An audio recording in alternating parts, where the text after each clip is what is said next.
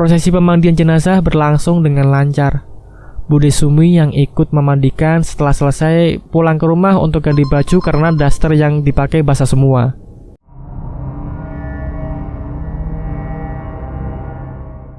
Masih kurang puas udah mengambil Om Jono, iblis itu berpindah tempat ke anak si mbok yang lain. Apa saat itu yang kena dampaknya Bude Sumi. Setelah memandikan jenazah selesai, Bude Sumi ke kamar berniat ganti baju bersih lalu kembali lagi ke rumah Simbo. Rumah keluarga gua berdekatan satu sama lain. Jadi rumah Simbo paling belakang, terus depan dan sampingnya adalah rumah anak-anak Simbo, kecuali Bude Sri. Rumah Bude Sri cukup jauh, mungkin sekitar 45 menitan perjalanan. Lanjut ke Bude Sumi. Waktu kelar ganti baju, tiba-tiba Bude pingsan di kasur. Badannya gak bisa bergerak, jadi Bule nangis kencang-kencangnya hingga akhirnya Mbak Tari dan Mas Andi datang ke kamar. Begitupun juga gua ikut nimbrung. Semua orang yang ada di kamar Bude bingung, padahal tadi sehat-sehat aja. Mungkin Bude shock sepeninggalan adik laki-lakinya dan bisa juga setengah masuk angin soalnya kan abis mandi jenazah malam-malam. Begitu pikir orang-orang. Tapi yang aneh di sini, badan Bude kayak mati rasa. Nggak bisa digerakin walau cuma jari-jari tangan dan kaki. Masa orang masuk angin sampai begininya? Persis kayak Om Jono waktu baru ditemuin jatuh di ladang. Tetapi kami berpikir positif aja waktu itu. Nggak ada sedikit pun pikiran jelek. Akhirnya Bude Sumi dikasih minyak gosok sekujur tubuhnya sambil dipijit berharap lekas membaik. Esok paginya, sekitar pukul 9, jenazah Om Jono dikebumikan di pemakaman setempat dan bersamaan juga Bude dibawa ke rumah sakit karena tidak ada gejala membaik dari semalam. Gua ikut memakamkan Om Jono, sedangkan Mbak Tari dan Mas Andi mengantar Bude Sumi ke rumah sakit. Setelah selesai dari pemakaman, gue masih bantu-bantu di rumah, belum ke rumah sakit untuk menengokin Bude. Agak sorean aja pikirku. Sore hari sekitar pukul 4, gue diajak suami Mbak Tari buat nengokin Bude. Setelah sampai rumah sakit, jujur gue gak tega lihat keadaan Bude sekarang. Bude teriak-teriak kayak kesakitan gitu. Ternyata separuh dari badannya lumpuh dan gak bisa digerakin sama sekali. Dokter bilang kalau Bude terkena stroke. Lagi? Batin gue gak percaya. Baru juga tadi pagi adiknya meninggal karena penyakit yang gak wajar. Kenapa seakan itu penyakit bisa langsung berpindah ke orang lain? Emang stroke itu menular? Enggak kan? Wah, ini gak beres. Benar-benar gak beres. Di mana yang salah sebenarnya ini? Ada apa dengan keluarga gua? Kenapa penyakit hadir silih berganti dan penyakitnya sama lagi? Orang yang notabene-nya sehat-sehat tiba-tiba jatuh terus langsung kolab begini. Ya Allah, kenapa cobaan ini kau beri kepada keluarga hamba? Malam itu gua gak tidur di rumah sakit karena besoknya gua harus kerja. Gua pulang diantar sama Mas Ron, suami Mbak Tari, sekaligus disuruh jagain adik-adik gua di rumah. Anak Mbak Tari cewek SD dan cowok yang masih beberapa tahun. Suasana di rumah ramai karena mau ada pengajian setelah meninggalnya Om Jono. Bude Sri dan Pak De Bagio, yaitu suami dari Bude Sri, juga ada di rumah duka. Pak De Bagio ini juga dukun, tapi nggak kayak Simbo yang ilmunya hitam kalau menurut gua. Emang sih semua dukun itu pakai ilmu-ilmu gaib, tapi Pak De Bagio ini dukun yang cuma buat nyembuhin orang-orang sakit, orang kena santet, dan ya begitulah pokoknya. Setelah pengajian selesai, anak-anak Simbo berkumpul jadi satu di teras rumah. Tiba-tiba Pak De Bagio nyelotok gini. Sopo sing pingin muruh rohe Jono saiki, ayo tak tudui. Awalnya yang ditawarin Tante Lena, istri Om Parto.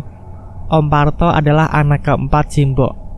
Tapi karena Tante Lena penakut, dia gak mau tuh dan langsung kabur. Akhirnya Bude Sri lah yang dikasih lihat sama suaminya. Bude dibawa ke kamar mediasinya Simbo. Sebelum itu dikasih jami-jami dulu. Bude Sri kayak shock gitu dan kelihatan takut, terus buru-buru minta keluar kamar. Gue juga gak ngerti kenapa Bude sampai ketakutan kayak gitu. Ada apa di dalam kamar Simbok? Pak De Bagio kayak marah gitu. Kelihatannya terus membawa Bude Sri yang pucat pasi setelah melihat sesuatu untuk keluar dari kamar. Setelah ditutup mata batinnya lagi dan ditenangkan, Bude udah mulai kembali normal. Kurang lebih setengah jam setelah kejadian itu, baru deh gua sama sepupu. Yang lainnya ngumpul jadi satu. Udah gak sabar pengen tahu apa yang dilihat Bude di kamar Simbok sampai bikin pucat pasi kayak gitu. Mata Bude memerah seperti mau nangis, lalu menceritakan bahwa roh Om Jono gak diambil sama malaikat, melainkan diperebutkan oleh 3 sosok iblis. 2 iblis menarik tangan kiri dan kanan Om Jono, sedangkan satunya lagi menarik bagian kaki kanan. Om Jono menangis sambil meminta tolong. Kedua bola mata melotot sampai hampir mau lepas. "Yu, tulungan aku. Nyoba aku kok iso kaya ngene. Loro yu, aku ra kuat. Tulungan aku yu." Seketika semua yang mendengar cerita itu menangis. Kenapa? Kenapa orang sebaik Om Jono harus mengalami nasib seperti itu? Bude Sumi masih di rumah sakit kurang lebih sudah seminggu, tapi tidak ada gejala membaik. Dokter juga bingung kenapa seperti ini. Dikasih bermacam obat tapi nihil. Tiap malam Bude dikasih oksigen supaya bisa sedikit tenang, karena Bude Sumi selalu teriak kesakitan tiap malam. Sampai kita yang jagain Bude ngerasa gak enak sama pasien yang lain. Gua lihat Mbak Tari dan Mas Andi udah kalut pikirannya. Gimana enggak ibu mereka yang seminggu lalu baik-baik saja, sehat walafiat, tiba-tiba harus berbaring di rumah sakit tanpa ada yang tahu penyebab sakitnya apa. Akhirnya setelah seminggu lebih beberapa hari diputuskan kalau Bude Sumi dibawa pulang saja, dirawat di rumah.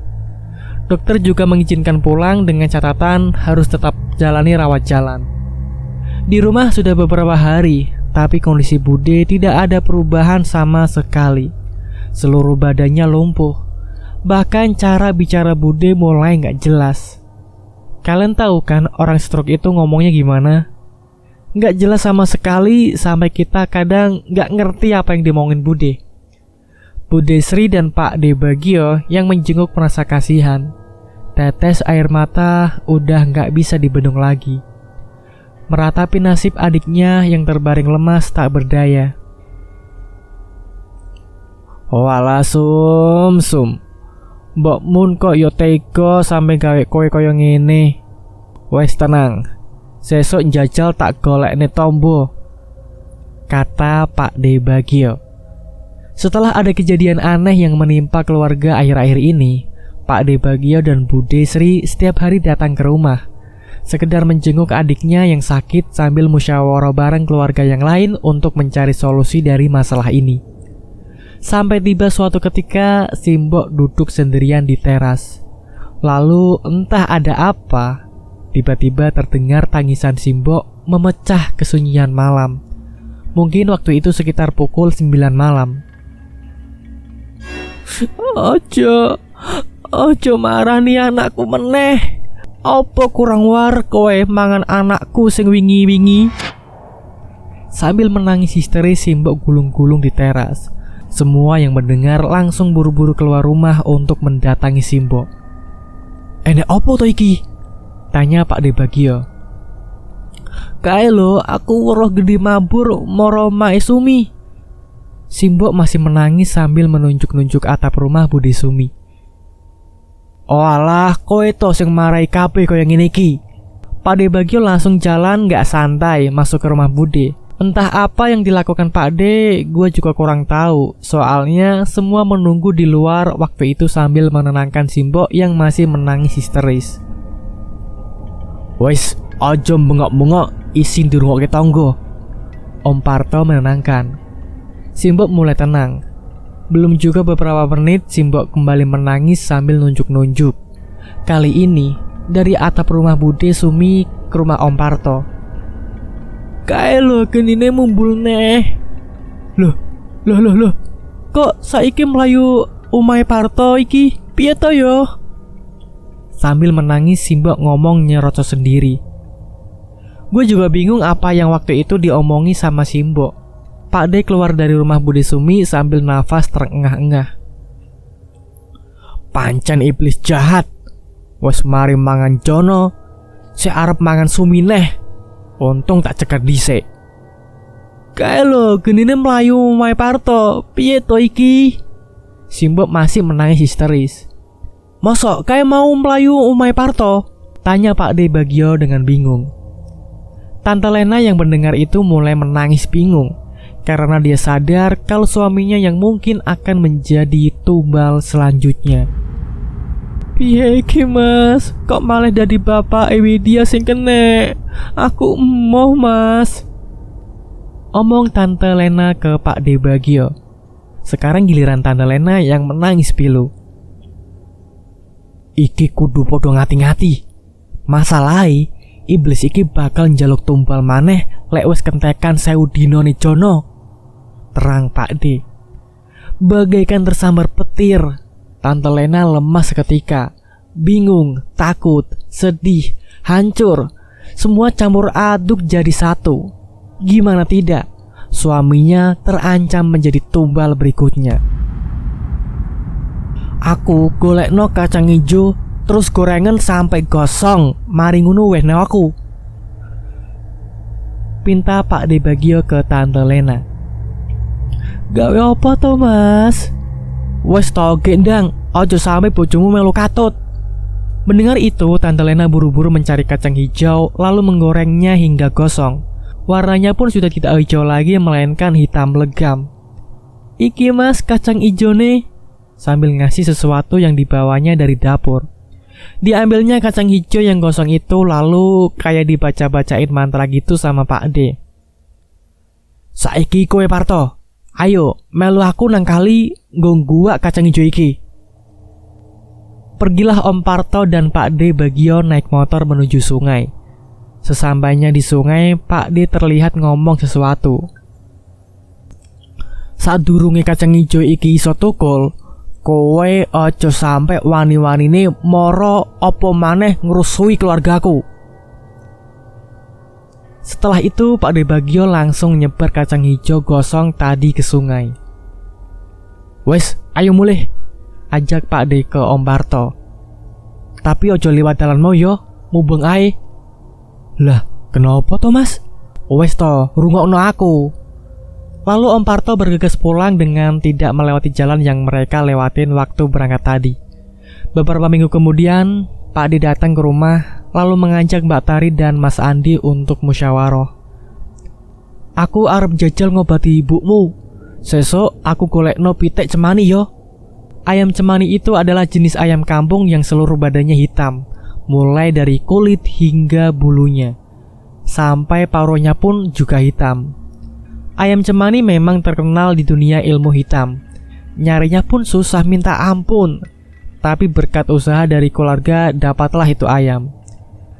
Tanggal dan hari tidak boleh sembarangan, jadi sudah ditentukan oleh Pak D. Guys, kalian tahu ini adalah momen terseram yang bikin gua hampir gila. Hari yang ditentukan udah tiba. Gua lupa hari apa waktu itu. Jam menunjukkan pukul 8:30 malam. Gua nonton TV bareng adik gua. Gua nonton TV-nya lesehan gitu, karena memang gak ada kursi, cuma karpet aja. Tapi waktu itu gua duduk agak depan, jadi gak pas di karpet. Pak D datang sambil membawa keris lalu duduk di karpet, pas di belakang gua. Gua udah merinding disco waktu itu, tapi mencoba cuek seakan tidak ada apa-apa. Lagi asik nonton TV, tiba-tiba Pak D yang duduk di belakang jatuh. Kalian tahu nggak jatuhnya Pak D itu gimana? Pak D gua terbang, cong. Mau nggak percaya tapi gua lihat sendiri. Jadi Pak D waktu itu sempat tertidur sebentar sambil menunggu jam 12 malam.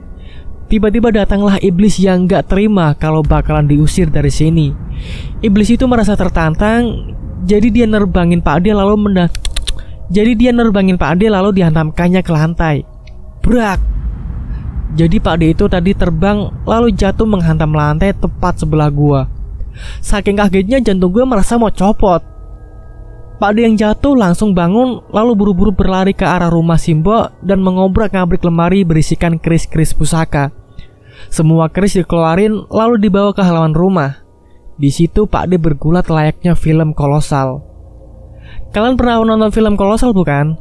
Biasanya di film kolosal ada adegan tarungnya gitu kan, lalu terbang-terbang mengeluarkan jurus yang warna-warni.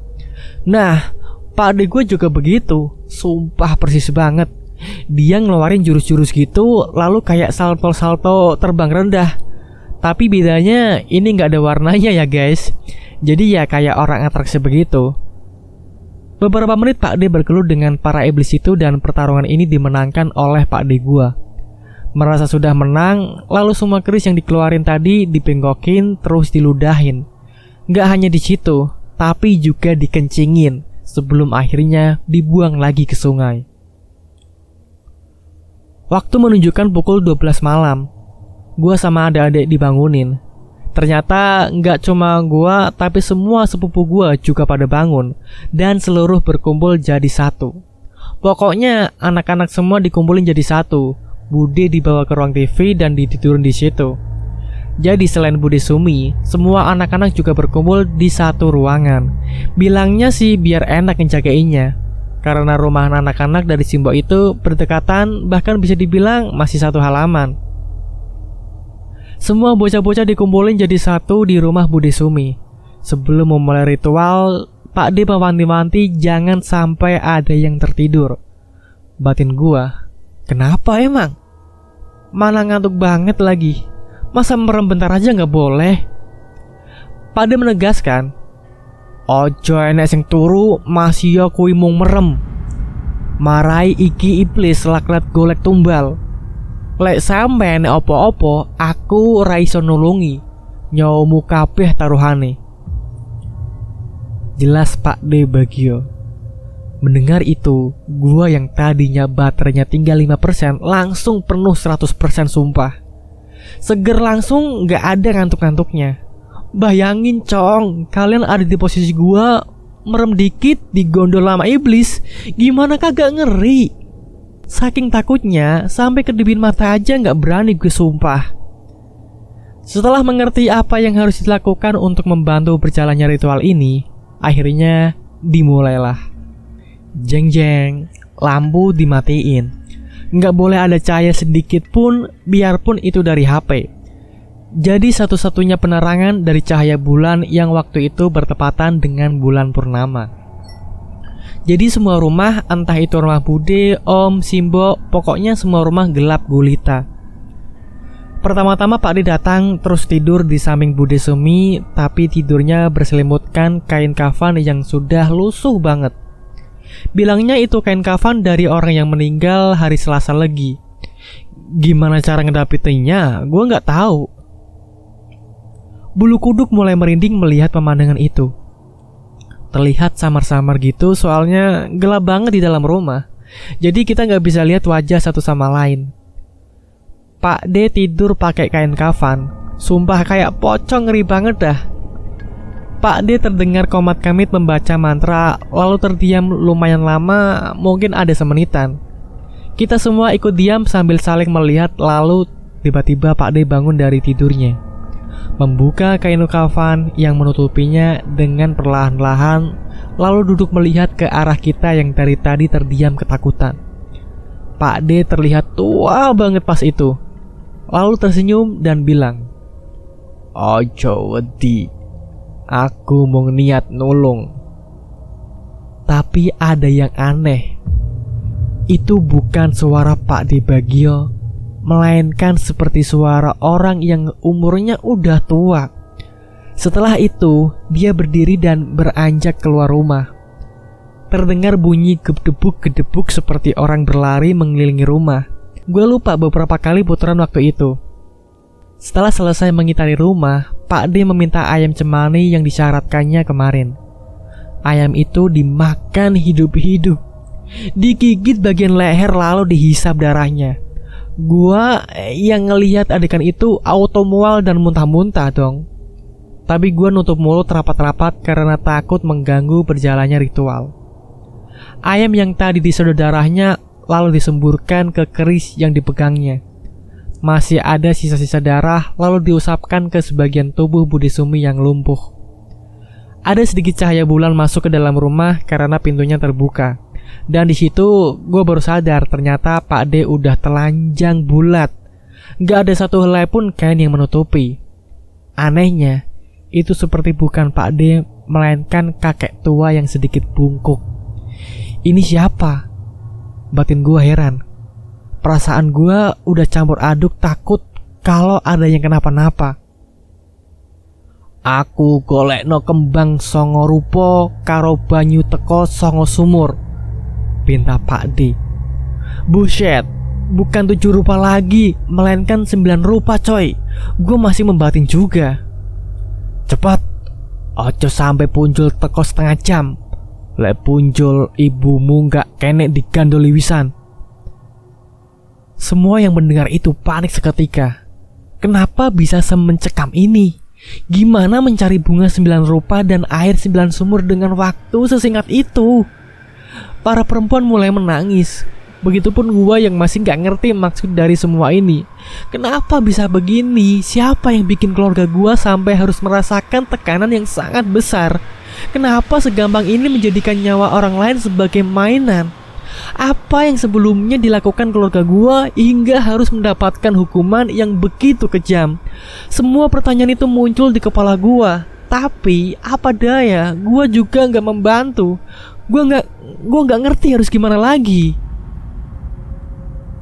Setengah jam kemudian, Mas Andi dibantu om-om datang membawa 1 botol air mineral 1 liter yang udah terisi dari 9 sumur berbeda. Dan tak lupa bunga 9 rupa yang juga sudah di tangan. Entah apa proses selanjutnya juga nggak tahu, soalnya dilakukan di luar rumah. Gak lama kemudian Mas Andi kayak dikasih batu akik gitu warna merah sama Pak D. Deloken nangis sore srengenge bulan. Kowe engkau bakal weruh wujude makhluk sing arep nggawa ibumu.